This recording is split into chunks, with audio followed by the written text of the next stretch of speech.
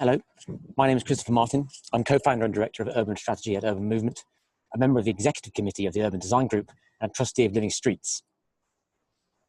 There's no getting away from it. COVID-19 has torn a hole in city budgets, decimated urban economies across the globe, and forced the hand of public transport providers everywhere to limit earnings and restrict usage. Indeed, TfL estimated the loss of passenger income at about £500 million back in March. Local governments face a likely shortfall of hundreds of billions of pounds. Small businesses are closing at alarming rates. And when the Chancellor's tax and business support expires, shortfalls will very likely get worse. We do have a problem,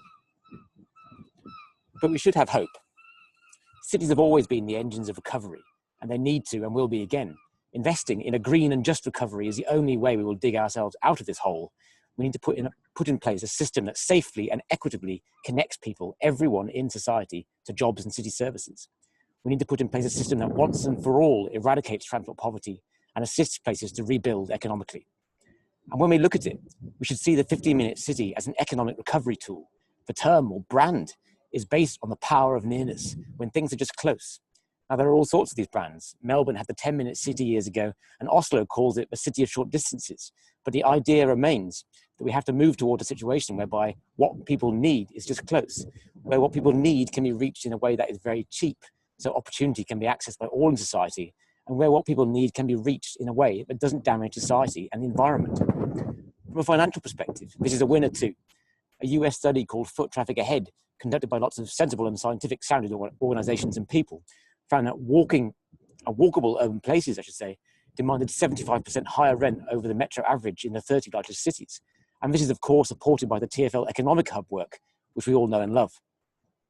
15-minute cities, micromobility, and more space for walking and biking are the innovative solutions that will help our cities rebuild and restore our economy while protecting lives, cutting dangerous pollution, and increasing community spirit and local pride, so people want to buy local and forget Amazon. But delivering this is sometimes not easy. One reason is that we don't see urban and transport design as a science, yet we are trying to save lives and create a thriving and prosperous society. In science and medicine, and we can very easily relate to this at the moment, if something attacks us, if something is killing and hurting human beings, science and medicine fight back to eradicate it, lessen its impact, and put us on a path of recovery. Medicine and science evolve and keep pace with the evidence. We are not being prescribed leeches anymore, and we are all fine with that. But with our streets and transport, we sometimes fiercely resist change.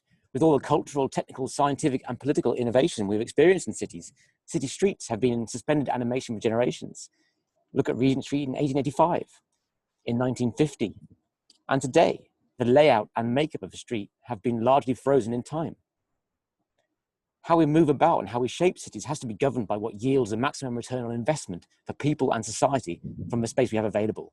And that means streets have to evolve, to move on and change, to constantly support people in society in new ways. And like medicine, streets and cities have to act to eliminate what kills us and protect from what harms us. In the design of our towns and cities, there's simply no place for nostalgia. What the 15-minute city concept gives us is a common ground, an urban transport theory that understands the importance of experiential qualities, and indeed understands that people have self-interest.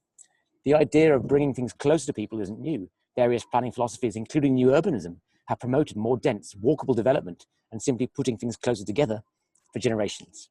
Bringing things closer together, in fact, is a win for us all because it makes our lives easier. And this is what the 15-minute city concept realizes and highlights. It's about strengthening communities, but also when things are local, we don't need to think long and hard about the best or, let's say, least worst way to get somewhere.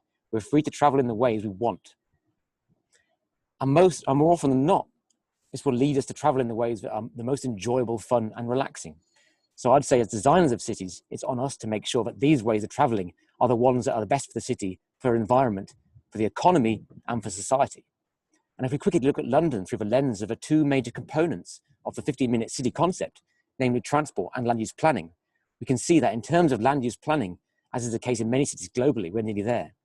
This is some more of TfL's great mapping work, I believe. The magenta showing town centres, light pink being a 15-minute walk for people with mobility issues or walking with children, for example, and dark pink being a 15-minute walk on average. And the purple here is showing a 15-minute cycle. So there are very few pockets of London left grey. So to my mind, it is the transport that we need to focus on in cities. It is transport that we need to connect with land use planning and strategic urban design more closely, because without effective transport in the equation, We have communities within cities that work around the drive, park, and enjoy concept rather than the 15-minute city concept. Places that you drive to, get out of your car and relax. A place where you can enjoy being a pedestrian momentarily. This isn't the future we can accept for cities. This is the model for Disneyland, not the model for our engines of economic, societal, and health recovery. So to close, this pandemic has allowed us a clear moment of introspection as cities. It has highlighted disparities and inequalities in how our cities are arranged and highlighted the damage to the environment and to our health that was accepted. Distance and remoteness threaten our human culture. The 15-minute city is a mechanism for getting back from this crisis. It is an economic and social recovery tool.